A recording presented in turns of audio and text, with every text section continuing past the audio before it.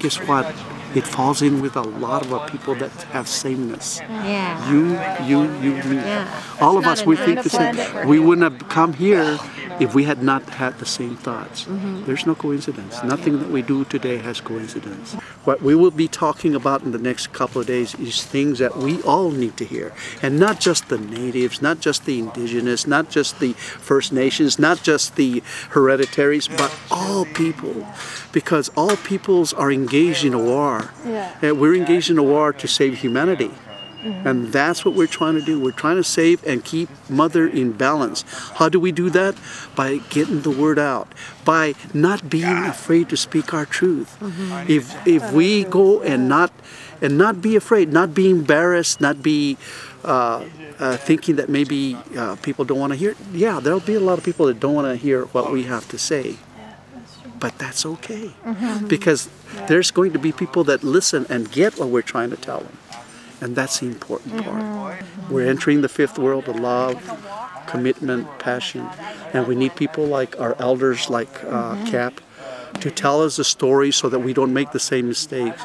Irene, to know that we're pressing forward correctly and not, like I said, Irene is very much against anything that encompasses or means combat or means war or means offending somebody, as far as we are for peace, for love. And that's what we try to preach in all our talks. And we try to show that we mean it because we're trying to show transparency. And what better way to show people what we mean is by opening ourselves up to them.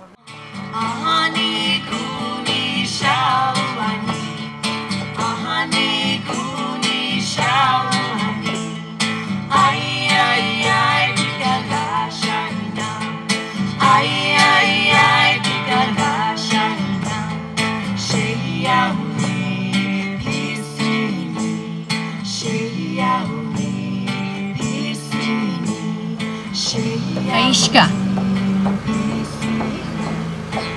means thank you for being here and being so beautiful. Mother Earth thanks you too. We are very grateful to be on this land, and we thank the hereditary who unfortunately was not able to make it because he is hunting. And again, we want to thank him for having us here on his land. We also want to thank the hostess, Lorraine, and her family. I would like to also thank Todd and beautiful Kevin and all the our other organizers who made this possible for us being here. You guys are awesome. It's meant to be. So without further ado, I would like to introduce Siem Kiaplanuch of the Sovereign Squamish Government. We are here as a solution and look forward to speaking with you this weekend. Siem Kiaplanuch. Welcome. Good evening and welcome, and thanks, Kevin. But I want you to understand there were no chiefs in our land. The chiefs was there to divide and conquer, and they did a hell of a good job up until now. I think we're all getting together to stop this. Anyway, I'm here to welcome you on. It isn't my land, so I'm not saying too much. It's our land, and the British Columbia government owns nothing, and I want you guys to understand that everything here is ours, and if we all stand together, it'll belong to the people, not to the government, and we will share in the resources, we'll share in everything, we'll eliminate the taxes, and we'll bring peace back to Earth, and that's why I'm here, and there's only one reason I'm staying alive for, and that's my goal. And thanks to the likes of, for instance, Cal Washington was here tonight. It was great to see him. And I think when he stands with us, I know he's with us, but I mean stands right with us, we're going to reach our goal in the end. We'll have I think it's not their way of doing it, one whole people on Earth. We all own it, it's ours. It's up to us to take it back from these 13 families that are making slaves of us, and the sooner we find or do that, the better we are. Thank you very much. And here now is the Apache Chavez. Thank you. I am honored to be here. I came from New Mexico. I've met Cap and Irene quite a few months ago, but we have grown really close because of that. I am honored to be here. I'm here because I believe in what they're doing, and I'm part of that. My name is Tu Ilzilch, which is Apache, and that's water dancer. My clan is the Willow Clan, which is tree in the spring of water. My Navajo name is Running Deer, and my Navajo name in Navajo is Anakeo Be'if. And once again, I am so happy to be here. I will be saying a short prayer to commence this ceremony, and I'll say it in English.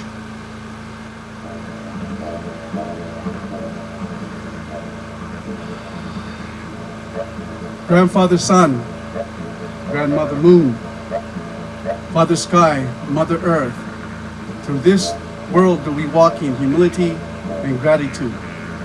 Oh.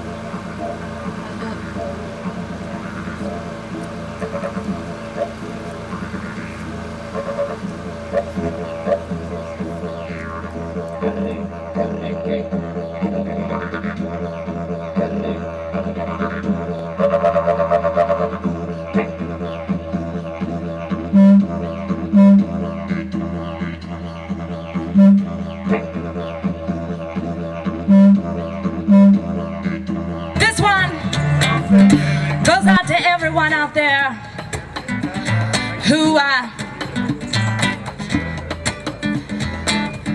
feels like maybe perhaps they're not singing the song in their heart.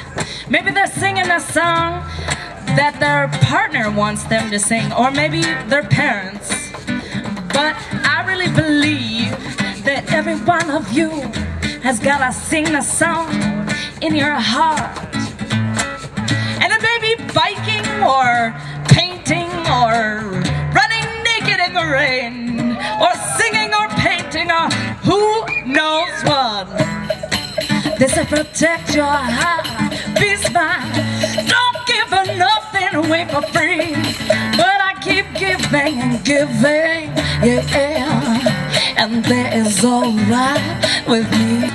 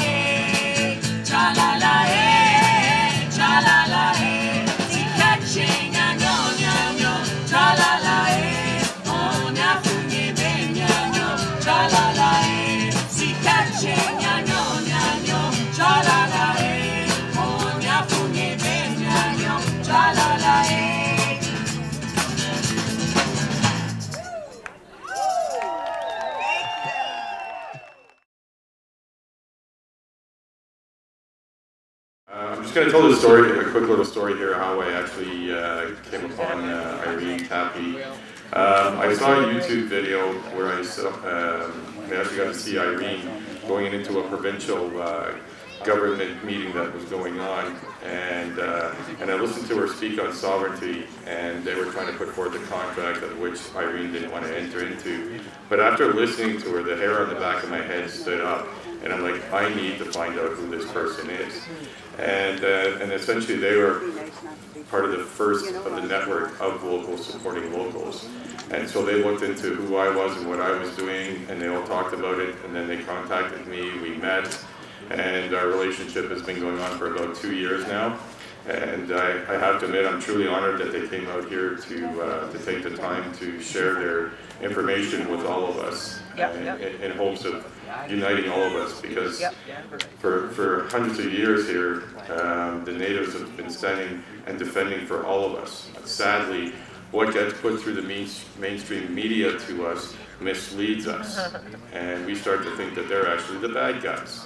I was there in Montreal when the Oka crisis took place, and when I saw the documentary compared to what I was told on mainstream, I was very upset. I got to see people that were actually, because down in Kanawaki, or in Montreal, where the bridge is, that belonged to the natives, so they would block it off any time that they got pissed off with the government, and so they did that in support of Oka.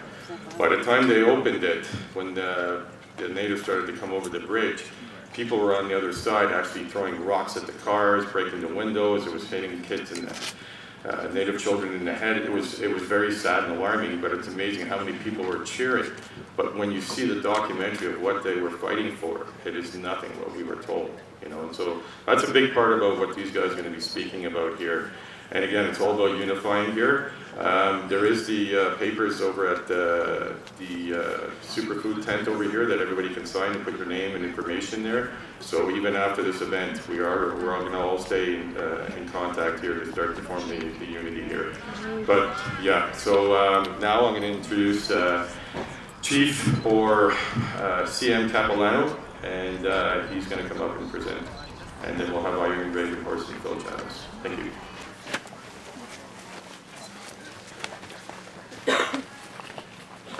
First of all, I'd like to say to Kevin there that I felt the very same way when I met Irene myself. If you guys have ever seen Choosing Freedom, it was amazing. And all these years from 1960 on, I was fighting the establishment.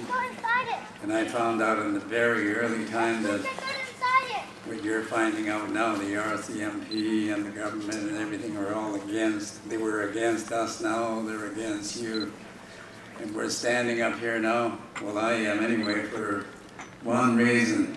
We are the solution here.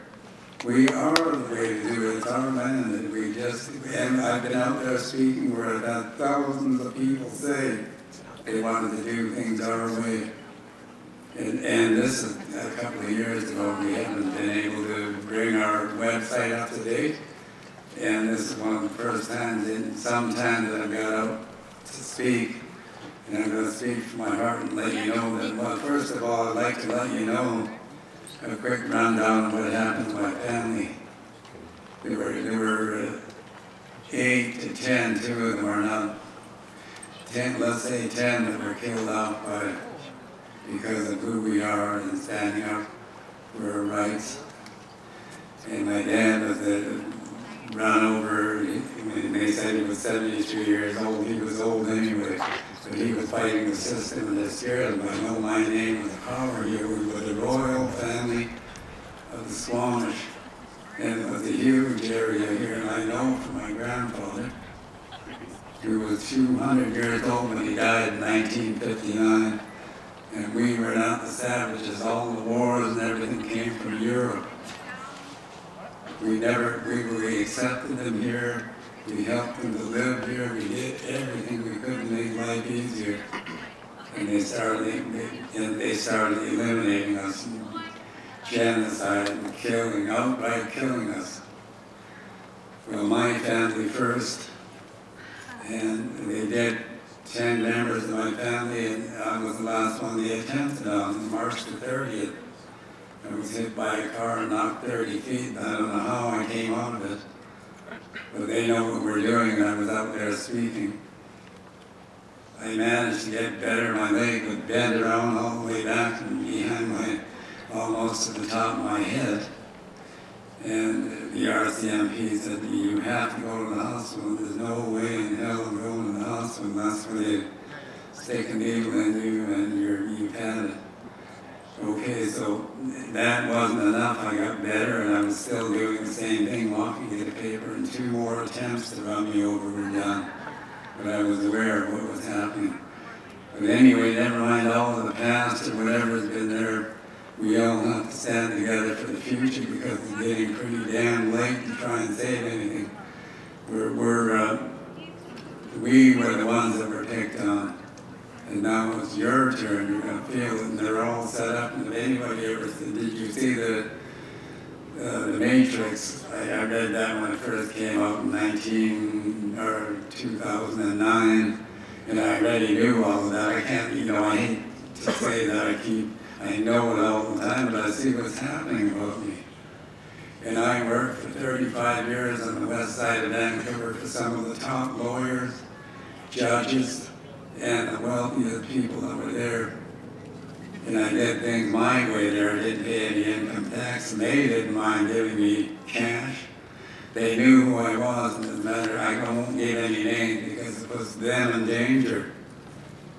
One of the ones was he was a former governor general, and another one, his daughter said to me, we know what they did to your family. We'd love to help you, but it puts our family, we would be totally out of everything. They'd be blunt, all their lawyers and everything did there. So now getting to what I'm here for today, we have a government, we form the government. We are the solution to every damn problem you have. It's all you have to do is stand up with us. And the same for income tax. Stand up and say no, for Christ's sake, and they can't do a damn thing to you. That's all you ever had to do.